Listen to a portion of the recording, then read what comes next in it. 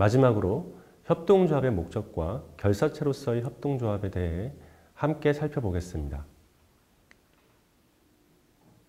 앞서 살펴보았던 협동조합의 정의에서는 협동조합의 목적을 조합원 공통의 경제적, 사회적, 문화적 필요와 열망의 충족이라고 하였는데요.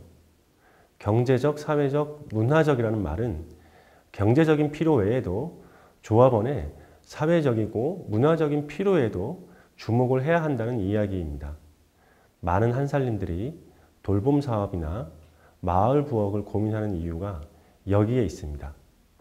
그리고 여기에 담긴 또 하나의 의미는 조합원의 필요와 바람을 입체적으로 바라보아야 한다는 의미입니다. 조합원이 한살림에 가입하는 이유는 안전한 먹거리를 안심하고 구입하고 싶다는 경제적 필요를 해결하기 위해서입니다. 그런데 조합원이 한살림에 가입해서 물품을 이용한다고 해서 처음부터 이러한 경제적 필요가 온전히 해결되지는 않습니다. 안전한 먹거리를 안심하고 구입하고 싶다는 경제적 필요가 해결되기 위해서는 사회적이고 문화적인 변화의 과정이 함께 따라야 합니다. 사회적으로는 생산자에 대한 신뢰가 획득이 돼야 하고, 문화적으로는 농업의 가치 그리고 유기농업에 대한 인식의 중요성이 이루어져야 비로소 안전한 먹거리를 안심하고 구입하고 싶다는 경제적 필요가 해결이 되게 됩니다. 우리가 조합원의 필요와 열망을 바라보아야 할 때 또 하나 주목해야 할 지점은 지속 가능성입니다. 일반적인 소비자의 욕구는 농산물을 구입할 때 신선하고 저렴하며 그리고 언제나 구입하고 싶다는 그런 욕구를 가지고 있을 겁니다. 그런데 농업의 현실은 그렇지 않죠. 저렴한 농산물을 구입하고 싶다는 소비자의 욕구는 한국 농업의 현실 안에서 지속 가능하지 않습니다. 이러한 소비자의 욕구가 지속 가능하게 충족이 되려면 저렴한 가격이 아니라 적정한 가격이 되어야 그때에서야 비로소 소비자의 욕구를 지속 가능하게 우리는 충족할 수 있게 됩니다. 이것들이 조금 더 확장이 되면 한살림의 사명과 연결이 될 수 있는데요. 안전한 먹거리를 안심하고 구입하고 싶다라는 조합원의 필요는 한살림의 사명인 밥상살림, 농업살림, 생명살림과 자연스레 연결이 됩니다.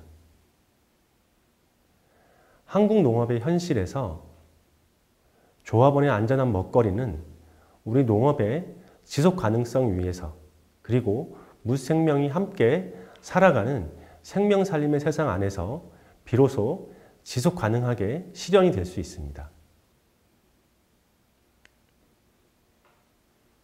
결사체에 대해 조금 더 들여다볼까요? 결사체는 영어 association을 우리말로 번역한 말입니다. association을 우리말로 번역할 때 조직체, 운동체, 협회, 결사체, 다양한 용어로 번역을 하고 있는데요. 공통된 내용들을 뽑아보자면 association은 공통의 특정한 목적을 가지며 사람으로 결합되어 있는 조직이라고 할 수 있습니다. 앞서 살펴보았던 협동조합의 정의에서는 협동조합을 결사체라고 정의를 하고 있는데요. 사업체는 이러한 결사의 수단이 됩니다. 주식회사와 협동조합을 구분하는 지점도 이 결사체에 있습니다. 주식회사가 자본의 결합을 통해 이윤을 추구하는 것을 목적으로 한다면 협동조합은 공동의 필요, 다시 말해 결사를 사람의 결합을 통해서 풀어간다는 것이라고 할 수 있습니다. 요약하면 협동조합을 한 단어로 정의하면 결사체라고 할 수 있습니다. 그리고 사업체는 결사체의 목적을 이루기 위한 수단으로 기능합니다. 협동조합의 목적이 조합원의 필요와 열망에 해결에 있다면 그 해결의 방법은 지속 가능해야 한다는 점을 강조하고 싶습니다. 이상 협동조합, 특히 생활협동조합에 대한 이해와 함께 가능성을 확인해 보았는데요. 협동조합은 그 자체로 선, 악이나 진보, 보수의 틀로 평가할 수 없습니다. 협동조합은 경제체계이자 조직 운영의 방식이기 때문입니다. 중요한 것은 협동조합이라는 틀 안에 어떠한 내용을 넣을 것인가인데요. 한살림 협동조합의 내일도 오늘 우리가 어떠한 내용으로 한살림을 만들어 갈 것인가에 따라 달라지게 됩니다. 오늘의 실천이 만들어갈 한살림의 내일 함께 기대해 봅니다. 고맙습니다.